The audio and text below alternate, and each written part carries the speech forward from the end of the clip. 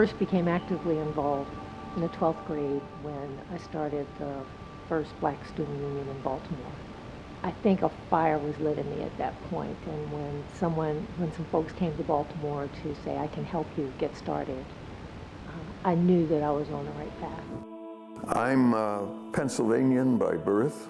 I'm born in Egypt, 1936. And we were hit by the Depression, and everybody was cut down. My father was cut down by economic forces I was too young to understand, but not too young to be afraid of. And the issue of my upbringing was Egypt was under British occupation. And I became very much aware of the plight of the poor and the plight of ordinary working people. Islam to me at that time, at early age, when I was 15, 14, was a form of liberation. And I think that was one of the early critical experiences of my life. And it heightened and created a sensitivity, a struggle to survive, and a sense of responsibility for one another. I think that moral voice is just so important because for two reasons. One, because religion is used to justify war, and religion is used to manipulate people and to separate people, to justify the dehumanization of other people. So it's very important to have that spiritual or religious or ethical voice that says, no, no, no, no, that's not what my religion stands for. That's not what my spiritual teaching stands for. For me, to be a good Jew was to be concerned with the welfare of all human beings, whoever they were. And the initial issues that we had to deal with were, of course, the issues of racial justice, the injustice that had been perpetrated against the black people. I really think activism is just part of my life path.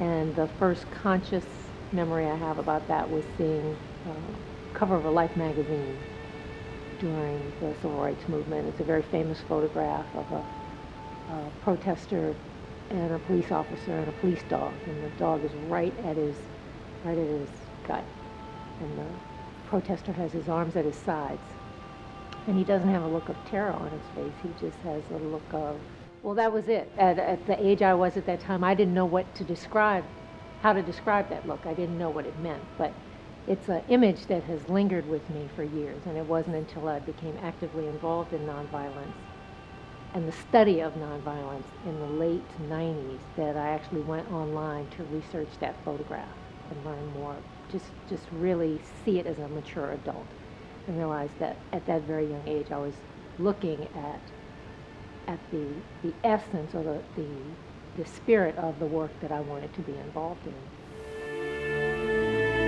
The pursuit of peace is something that lay at the very center of the Jewish aspiration. And I saw that that was the common aspiration, initially of Jews and Christians, but ultimately we would come to see our unity with people of all faiths. Interfaith to me was really a process of completion. Father Regas and Rabbi Leonard Berman are my soulmates, really.